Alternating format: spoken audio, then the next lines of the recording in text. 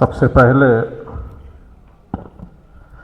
बहुजन नायक मान्यवर कांशीराम साहब के स्मृति दिन पर उन्हें नमन करते हैं। बहुजन मुक्ति पार्टी का दूसरा राष्ट्रीय अधिवेशन आज दिल्ली के तालकटोरा स्टेडियम में सफलतापूर्वक चल रहा है और इसमें आप लोग इतनी बड़ी संख्या में यहाँ इकट्ठा हुए हैं, इसके लिए आप सभी लोगों को भी बधाई देते हैं, आभार व्यक्त करते हैं। आज के इस कार्यक्रम की अध्यक्षता कर रहे माननीय परवेंद्र प्रताप सिंह जी, राष्ट्रीय अध्यक्ष बहुजन मुक्ति पार्टी, कार्यक्रम के मुख्य मार्गदर्शक माननीय वामन मेश्राम साहब, राष्ट्रीय अध्यक्ष भारत मुक्ति मोर्चा और आज के इस कार्यक्रम के उद्घाटक माननीय विश्वेंद्र पासवान जी, पूर्व कैबिनेट मिनिस्टर नेपाल सरकार एवं संविधान सभा के सदस्य नेपाल, मंच पर उपस्थित तमाम सम्मानित अतिथि एवं वक्ता साथी और पूरे देश से कोने कोने से आए हुए बहुजन साथियों, कई प्रकार के विषय चर्चा के लिए रखे गए और एक लंबे समय से देश में बहुजन मूवमेंट, देश में एससी, एसटी, ओबीसी और माइनॉरिटी को उनके हक अधिकार देने के लिए लगातार संघर्ष कर रहा है। आज इस अधिवेशन में हम लोग बात कर रहे हैं कि हमारे ऊपर क्रीमी लेयर थोपा जा रहा है, कैटेगराइजेशन किया जा रहा है और तमाम प्रकार के षड्यंत्र हम लोगों के खिलाफ किए जा रहे हैं। 16 नवंबर 92 को जब मंडल कमीशन का फैसला आया तो 52% ओबीसी को 27% आरक्षण दिया गया और 27% आरक्षण में क्रीमी लेयर लागू कर दिया गया और ओबीसी के लोगों पर जो क्रीमी लेयर लागू किया गया उसका इतना बड़ा नुकसान ओबीसी के लोगों को हुआ कि रिजर्वेशन तो 27% दिया गया मगर लागू 6-7% भी नहीं हुआ। इसलिए मैं क्रीमी लेयर के बारे में बोलते हुए बार बार कहता हूं कि क्रीमी लेयर का मतलब यह है कि जिसके पास दांत है उसको चना नहीं मिलेगा और जिसके पास दांत नहीं है उसको चना दिखाया जाएगा क्योंकि वो चना खा नहीं सकता है। तो ये बहुत बड़ी साजिश देश में चल रही है। जो लोग पहले कहते थे कि हमारे पास मेरिट नहीं है, एससी, एसटी, ओबीसी के लोगों के पास मेरिट नहीं है, आज अगर आप तमाम कट-ऑफ देखो, तमाम भर्तियों के कट-ऑफ देखो तो आपको दिखाई देगा कि एससी, एसटी, ओबीसी की मेरिट जनरल की मेरिट से ज्यादा है और ये जब दिखाई देने लगा तो उनको समझ में आने लगा कि मेरिट इनके पास है, लेकिन फिर भी इनको रोकना है। मेरिट है, अब परीक्षा ईमानदारी से होगी। सरकार परीक्षा ईमानदारी से करवाने में फेल नहीं है, बल्कि जानबूझकर परीक्षा में बेईमानी करवाई जा रही है, पेपर लीक करवाया जा रहा है। क्योंकि अगर मेरिट से परीक्षा होगी, अगर योग्यता के आधार पर परीक्षा होगी, ईमानदारी से परीक्षा होगी तो इस देश का जो बहुजन समाज है, एससी, एसटी, ओबीसी, माइनॉरिटी, वो अब किसी से पीछे नहीं रहेगा। ये बात अब उन लोगों को समझ में आ गई। आप तमाम बार के टॉपर उठाकर देखो, कौन लोग टॉपर हो जाते हैं, क्यों हो जाते हैं? इसलिए हो जाते हैं कि अब हमारे में भी मेरिट वाले लोग हो गए। पहले हमारे लोग इतने जागृत भी नहीं थे, साधन संपन्न भी नहीं थे, समझदारी भी नहीं थी, तो हमारे लोग उस दिशा में उतना आगे नहीं बढ़ पाते थे। लेकिन एक लंबे समय से जो चेतना चलाई गई, जागृति पैदा की गई, उसका नतीजा यह हुआ कि समाज में एक वर्ग उभर कर सामने आया जो आज बहुत ज्यादा चैतन्य है और वो मेरिट का मुकाबला मेरिट से करने के लिए तैयार हो गया। और जब हम मेरिट का मुकाबला मेरिट से करने के लिए तैयार हो गए तो इन लोगों ने दोहरी एजुकेशन की व्यवस्था लागू कर दी है। एक तरफ प्राइमरी सरकारी एजुकेशन है दूसरी तरफ गवर्नमेंट की एजुकेशन है, सरकारी एजुकेशन में बच्चा जाता है, खिचड़ी खाता है, घर चला आता है, पढ़ाई के नाम पर केवल खिचड़ी की बात हो रही है, ड्रेस की बात हो रही है, वजीफे की बात हो रही है, पढ़ाई की बात नहीं हो रही। बहुत सारे सरकारी स्कूलों को बंद करने का अभियान सरकार चला रही है पूरे देश भर में, और टीचरों को संख्या के अनुपात में रखा जा रहा है, छात्र संख्या के अनुपात में रखा जा रहा है। मेरा यह कहना है, अगर किसी स्कूल में 5 क्लास है, 5 क्लास में अगर बच्चे हैं पढ़ने वाले, तो 5 अध्यापक तो लगेंगे। लेकिन सरकार क्या कह रही है, टोटल इतनी संख्या है, हम उसके आधार पर अध्यापक रखेंगे, हम 5 क्लास के लिए 5 अध्यापक नहीं रखेंगे। और ज्यादातर प्राइमरी सरकारी स्कूलों में 5 क्लास के लिए 5 अध्यापक नहीं। किसके बच्चे जा रहे हैं पढ़ने के लिए? हमारे आपके बच्चे जा रहे हैं पढ़ने के लिए, इस देश के बहुजन समाज के बच्चे जा रहे हैं पढ़ने के लिए। आपकी जड़ों में गर्म पानी डालकर, एजुकेशन ना देकर, आपके जो नॉन क्रीमी लेयर है उनको तो पहले ही उनके जड़ में गर्म पानी डाल दिया जा रहा है। नॉन क्रीमी लेयर जो है उसका बच्चा सरकारी स्कूल में जा रहा है और वहां गर्म पानी आपकी जड़ों में डाल दिया जा रहा है। और दूसरी तरफ जो क्रीमी लेयर है, जो आपके समाज का क्रीमी लेयर है, वो क्रीमी लेयर का क्या है? वो क्रीमी लेयर को क्रीमी लेयर लगा करके सरकार रोकना चाहती है कि आप अपने बच्चे को पढ़ा तो लोगे, आप अपने बच्चे को अच्छी एजुकेशन दिला तो दोगे, लेकिन हम आपके बच्चे को प्रशासन में नहीं आने देंगे, हम आपके बच्चे को नौकरी में नहीं आने देंगे। मतलब जो गरीब है उसको पढ़ने ही नहीं देंगे, और जो थोड़ा मजबूत हो गया है वो अपने बच्चे को पढ़ा सकता है, तो उसको क्रीमी लेयर लगा करके रोक देंगे, उसको आने नहीं देंगे। संविधान सभा में जब बात चल रही थी तो क्रीमी लेयर का विरोध किया गया था, और क्रीमी लेयर एससी एसटी के आरक्षण पर लागू नहीं किया गया था। आज ओबीसी के साथ क्रीमी लेयर की समीक्षा अगर की जाए तो ओबीसी को सबसे बड़ा नुकसान क्रीमी लेयर से हुआ है, इसलिए एससी एसटी को भी क्रीमी लेयर नहीं होना चाहिए। लेकिन हाई कोर्ट और सुप्रीम कोर्ट में बैठे जजों के माध्यम से अगर यही फैसला कोई सरकार करती तो उसके खिलाफ लोग लामबंद हो जाते। सरकार को पता है कि हम ये फैसला करेंगे, सरकार चलाने वाले लोगों को तो पता है कि ऐसे लोग लामबंद हो जाएंगे तो सरकार चलाना मुश्किल हो जाएगा। इसलिए सरकार चलाने वाले लोग क्या कर रहे हैं? अब जो सरकार चलाने वाले लोग जो खुद कानून नहीं बना सकते, वो कानून हो हाई कोर्ट और सुप्रीम कोर्ट को आगे कर करके ऐसे ऐसे आदेश निकलवाने की कोशिश कर रहे हैं। तो ये जो षड्यंत्र चल रहा है, इस षड्यंत्र को समझना चाहिए। हाई कोर्ट और सुप्रीम कोर्ट में बैठे जज बार बार मेरिट की बात करते हैं, बार बार मेरिट की बात करते हैं, बार बार इंसाफ की बात करते हैं, बार बार न्याय की बात करते हैं, लेकिन क्या कभी वो अपने हाई कोर्ट और सुप्रीम कोर्ट में भी इंसाफ की बात करते हैं? क्या कभी अपने हाई कोर्ट और सुप्रीम कोर्ट में वो मेरिट की बात करते हैं? चपरासी बनने के लिए परीक्षा है, बाबू बनने के लिए परीक्षा है, 3rd क्लास 4th क्लास की नौकरी के लिए परीक्षा है, मगर हाई कोर्ट का जज बनने के लिए परीक्षा नहीं है, सुप्रीम कोर्ट का जज बनने के लिए परीक्षा नहीं है। वहां सामाजिक न्याय की भी जरूरत नहीं है, दूसरों के लिए सामाजिक न्याय की जरूरत है, मगर सुप्रीम कोर्ट हाई कोर्ट वालों में वहां लागू करने के लिए सुप्रीम कोर्ट के हाई कोर्ट के जजों को सामाजिक न्याय लागू करने की जरूरत नहीं है। तो ये जो तमाम प्रकार का षड्यंत्र, तमाम प्रकार की साजिशें इस देश में हो रही हैं, रिजर्वेशन को पूरी तरीके से खत्म करने के अभियान पर इस देश में काम हो रहा है, और पूरी तरीके से जिस प्रकार से प्रतिदिन निजीकरण हो रहा है, आने वाले समय में रिजर्वेशन केवल कागज का विषय होगा, बहस का विषय होगा, राजनीति का विषय होगा, लेकिन ये विषय हमारे आपके हक अधिकार का नहीं होगा, क्योंकि रिजर्वेशन सरकारी सेक्टर में है, गवर्नमेंट सेक्टर में है, पब्लिक अंडरटेकिंग सेक्टर में है, उसको खत्म करने की साजिश दिन रात हो रही है। इस देश में वर्गीकरण का मामला भी खड़ा किया गया।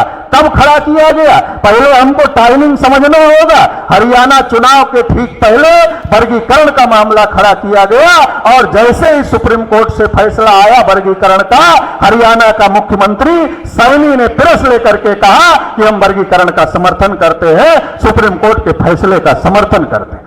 एक तरफ भारतीय जनता पार्टी ने हरियाणा में ये समर्थन करने का काम किया, उसके मुख्यमंत्री ने आगे आकर के समर्थन करने का काम किया। दूसरी तरफ तमाम बहुजन लोगों ने और उसमें मैक्सिमम एक ही जाति के नेताओं ने आगे आकर के भारत बंद का आह्वान कर दिया। अब बहुजन नेताओं को भी समझने की बात है, वो तो विभाजन करवाना चाहते हैं, आपने क्या किया? वो लेना देना कुछ नहीं है। उत्तर प्रदेश में लगातार अभियान चलाया गया भारतीय जनता पार्टी के द्वारा कि यादव ने खा लिया, जाटों ने खा लिया, 2 कार्यकाल सरकार का हो गया, न एससी में वर्गीकरण किया, न ओबीसी में वर्गीकरण किया।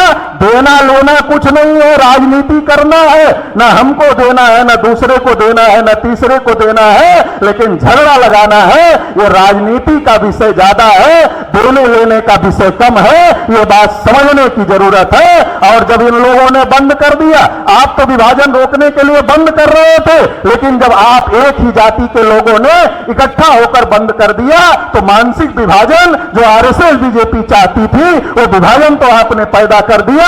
और जब वो विभाजन पैदा हो गया, वो विभाजन पैदा होने की वजह से हरियाणा के रिजल्ट में उसका भी असर है, वो असर आप देख सकते हैं। तो हमें समझने की जरूरत है। मैं तो माननीय वामन मेश्राम साहब से ही एक बार सुना था कि पंजाब में जब ये मामला खड़ा हुआ था और पंजाब में जब ये जाति जाति में शेड्यूल कास्ट का झगड़ा लगाने का काम शुरू हुआ था, तो माननीय काशीराम साहब पंजाब गए, पंजाब में प्रेस कॉन्फ्रेंस लिया और प्रेस कॉन्फ्रेंस लेकर कहा हमारा हिस्सा भी उन लोगों को दे दिया जाए जिसको नहीं मिला है। तो काशीराम साहब ने क्यों कहा? इसलिए कहा कि जो लोग झगड़ा लगाना चाहते थे वो झगड़े को काशीराम साहब ने एक स्टेटमेंट देकर के रोकने का काम किया। तो हमें कुछ बातें समझने की जरूरत है। जो राजनीतिक साजिश चल रही है, जो राजनीतिक चाल चल रही है, उसको भी समझने की जरूरत है। और इस देश में जिसकी जितनी संख्या भारी उसकी उतनी हिस्सेदारी, इससे बढ़िया नारा कुछ भी नहीं हो सकता। ये सबसे बढ़िया नारा है। और आज माननीय काशीराम साहब का स्मृति दिन है, तो इस मौके पर हम ये कहना चाहते हैं कि यही नारा लागू होना चाहिए, सबकी गिनती करो, 100% रिजर्वेशन लागू कर दो, जिसकी जितनी संख्या भारी उसकी उतनी हिस्सेदारी। ये जो रोज रोज की नौटंकी चल रही है रिजर्वेशन के नाम पर, जो रोज रोज का झगड़ा लगाया जा रहा है रिजर्वेशन के नाम पर, भाई को भाई से लड़ाया जा रहा है, ओबीसी को ओबीसी से लड़ाया जा रहा है, एससी को एससी से लड़ाया जा रहा है, एसटी को एसटी से लड़ाया जा रहा है, ये नौटंकी बंद होनी चाहिए और सबको की संख्या के अनुपात में हिस्सा मिलना चाहिए। ये एक बार लागू कर दो और सब मिलकर देश का विकास करें। अगर इस तरीके का बात हो जाए तो इससे बढ़िया बात कोई नहीं हो सकती। तो आज माननीय काशीराम साहब के स्मृति दिवस के अवसर पर हम लोगों को यह संकल्प लेना होगा, क्योंकि जब हम विरोध करते हैं, समर्थन करते हैं, तो लोगों के दिमाग में सवाल खड़ा हो जाता है, अरे ये तो विरोध कर रहा है, हमको देना चाहते तो देने नहीं दे रहा है। अरे देना लेना उनको कुछ नहीं है भाई, उनको देना लेना नहीं है, उनको राजनीति करना है। हमारे अंदर विभाजन करके उनको हमारे अंदर का एक बड़े ग्रुप का सपोर्ट लेना है। तो ये जो साजिश है, इस साजिश को समझने की जरूरत है और इस साजिश से निपटने का एक तरीका है, सबकी गिनती हो, जिसकी जितनी संख्या है उसको उतना हिस्सा मिलना चाहिए। तो इसके लिए हम लोगों को लामबंद होने की जरूरत है। कल हम लोगों ने जंतर मंतर पर प्रदर्शन किया, जाति जनगणना की मांग किया और जाति जनगणना अगर होती है देश में तो जिसकी जितनी संख्या है उसको उतना हिस्सा निर्धारित किया जा सकता है। बिहार में जाति जनगणना हुई थी, जाति सर्वे हुआ था, रिजर्वेशन भी बढ़ाया गया, लेकिन वो रिजर्वेशन हाई कोर्ट के माध्यम से रोक दिया गया, सुप्रीम कोर्ट के माध्यम से उसको स्टे कर दिया गया। तो एक तरफ रिजर्वेशन बढ़ा करके प्रसिद्धि लेने का, वोट लेने का और फिर हाई कोर्ट और सुप्रीम कोर्ट के द्वारा उसको रोक देने का, ये भी एक साजिश चल रही है। तो इसलिए हम ये भी कहते हैं, ये जो रिजर्वेशन है ये इसको एक बार गिनती करो, जिसकी जितनी संख्या उतना लागू करो और इसको संविधान की 9वीं अनुसूची में डालो, न्यायिक हस्तक्षेप से मुक्त करो। ये रोज रोज देने का, फिर हाई कोर्ट सुप्रीम कोर्ट से रोकने का, ये नौटंकी देश में बंद होना चाहिए। और ये नौटंकी बंद हम ही लोग कर सकते हैं, इसके लिए हम लोगों को लामबंद होने की जरूरत है। आखिरी बात कहकर अपनी बात समाप्त कर देते हैं। आज जो देश की परिस्थिति है, एक कांग्रेस पार्टी है, एक बीजेपी पार्टी है। कांग्रेस पार्टी चाहती है हम जाएं तो बीजेपी आए, बीजेपी पार्टी चाहती है कि हो जाए तो हम आए। तो ये जो देश में स्थिति चल रही है, ये दोनों आपस में ही नूरा कुश्ती कर रहे हैं और हम लोग भूल जाते हैं, क्योंकि हम लोग भुलक्कड़ लोग हैं। 2014 में कांग्रेस पार्टी के खिलाफ लोग कितना बोल रहे थे, लोग कितना परेशान थे, और मोदी जी आ गए तो कह दिए अच्छे दिन लाएंगे, 15-15 लाख रुपया खाते में डालेंगे, किसानों की इनकम 2 गुना कर देंगे, काला धन वापस ले आएंगे। जितना कहा था उसमें से कुछ भी किया? कुछ भी नहीं किया। और कुछ भी नहीं किया तो तीसरा कार्यकाल चल रहा है। तीसरा कार्यकाल चल रहा है तो कुछ लोग समझ गए। तो जब कुछ लोग समझ गए तो उन्होंने क्या कहा? नहीं, ये अच्छे दिन ठीक नहीं है, वो बुरे दिन ही ठीक थे। मतलब इसके बाद फिर उसको लाना, उसके बाद फिर इसको लाना, दोनों में म्यूचुअल अंडरस्टैंडिंग है। जब कांग्रेस पार्टी की सरकार रहती है तो हम लोग उसके खिलाफ चिल्लाते हैं। क्यों चिल्लाते हैं? क्योंकि वो हमें 10 जूता मारती है। जब हमें 10 जूता मारती है तो हम चिल्लाते हैं कांग्रेस खराब है, खराब है, खराब है, खराब है। तो बीजेपी वाले हमारे गली मोहल्ले में आते, अरे हम तो ठीक है, कांग्रेस तो खराब ही है। तो हमारा आदमी सोचता अच्छा ये कांग्रेस खराब है, बीजेपी ठीक है, इसको ले आओ। तो बीजेपी को ले आता है। और जब बीजेपी आ जाती है तो कांग्रेस वाले बीजेपी वालों के कान में जाकर बोलते हैं। ज्यादा गुमान में मत रहे ना कि तुम अपनी योग्यता की वजह से आ गए हो। अरे अगर हम इनको 10 जूता नहीं मारते तो ये तुम्हें लाने वाले नहीं थे। हम 10 जूता मार रहे थे, ये चिल्ला रहे थे, इनको रास्ते की तलाश थी, तो इन्होंने हमको छोड़कर तुमको लाया। तो तुम एक बात का ध्यान रखना कि हम 10 मार रहे थे, अब ये हमको हटाकर तुमको ले आए हैं, तो 10 का 8 मत करना, 5 जूता बढ़ा देना। अगर 8 कर दोगे तो हम कैसे आएंगे? 8 मत करना। हमने 10 मारा इसलिए तुम आए, तुम 15 मारोगे तो फिर ये चिल्लाएंगे, और जब ये फिर चिल्लाएंगे तो फिर ये हमको लेकर आएंगे। तो दोनों में बारी बारी से जूते बढ़ाने का कार्यक्रम चल रहा है। आप सारी पॉलिसी उठाकर देख लो, जो पॉलिसी कांग्रेस ने शुरू किया वही पॉलिसी बीजेपी अमल कर रही है। जब महिला आरक्षण आया तो कांग्रेस वाले बहुत तिलमिला रहे थे कि महिला आरक्षण के अंदर कोटा होना चाहिए, ओबीसी का होना चाहिए, ओबीसी का होना चाहिए। अरे भाई, बिल किसने बनाया था? जब तुम्हारी सरकार थी, जब शरद यादव, लालू यादव और तमाम नेता ये कह रहे थे कि महिला आरक्षण कोटे के अंदर कोटा होना चाहिए, SC ST OBC का। वीरप्पा मोइली कानून मंत्री थे, पार्लियामेंट में खड़ा होकर के उन्होंने कहा कि OBC की महिलाओं को कोटा कैसे मिल सकता है, इनकी तो गिनती ही नहीं है। जब तुम्हारी सरकार थी, तुमने ही बिल बनाया, उसी बिल को बीजेपी ने पास किया। अब तुम कह रहे हो होना चाहिए। तो ये जो साजिश चल रही, जाति जनगणना हो या OBC का क्रीमिलेयर हो या OBC का आरक्षण हो या बार बार SC ST OBC के आरक्षण की बात हो, उसके साथ खिलवाड़ करने की बात हो, ये दोनों पार्टियों का इतिहास है। दोनों बारी बारी से जूता मारने का काम कर रही है। जब बारी बारी से जूता हम खा रहे हैं और वो पार्टियां चलाने वालों की संख्या 3.5% है, 3.5% लोग 2 पार्टियां बनाकर बारी बारी से जूता मारने का काम कर रहे हैं, और बारी बारी से जूता मार करके हम लोगों को गुमराह करने का काम कर रहे हैं। एक जानती है कि आरक्षण के मुद्दे पर बात होगी तो हमारे पास लोग नहीं आएंगे, जाति जनगणना के मुद्दे पर बात होगी तो हमारे पास लोग नहीं आएंगे। तो वो किस मुद्दे पर बात करती है? वो इस मुद्दे पर बात करती है भारत पाकिस्तान, भारत चीन, आतंकवाद, 3 तलाक और काशी मथुरा। वो इस पर बात करती है, क्योंकि वो जानती इस पर नहीं है। क्योंकि जो मोदी ने कहा था 14 में, वो तो कुछ किया नहीं, तो लोग कैसे आएंगे?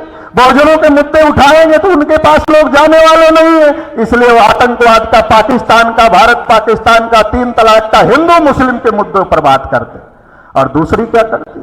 दूसरी सोच रही है कि इतना बड़ा बहुजन विचारधारा के लोग इतने ज्यादा फैले हुए हैं, क्यों ना हम इसको हड़प लें, क्योंकि हमारा सेकुलर का मामला तो फेल हो गया है, अब इसके आधार पर कोई हमारे साथ नहीं आएगा। तो राहुल गांधी लगातार बहुजनों के मुद्दे उठा करके हड़पने का वोट कोशिश कर रहे हैं। दूसरी तरफ वो लोग आतंकवाद का, पाकिस्तान का और हिंदू मुस्लिम के इशू उठा करके हड़पने की कोशिश कर रहे हैं। तो दोनों से हमको सावधान रहने की जरूरत है। और देश में तीसरा विकल्प, बहुजनों का विकल्प, SC ST OBC माइनॉरिटी का विकल्प खड़ा करने का जरूरत है। और वो तीसरा विकल्प वामन मेश्राम साहब के संरक्षण में वो माननीय परवेंद्र प्रताप सिंह के नेतृत्व में बहुजन मुक्ति पार्टी के रूप में देश में खड़ा हो रहा है। इस विकल्प को आप लोग देश भर में मजबूत करने का काम करेंगे, इस आशा उम्मीद के साथ आप लोगों ने मुझे सुना, इसके लिए आभार, धन्यवाद। जय मूल्यास।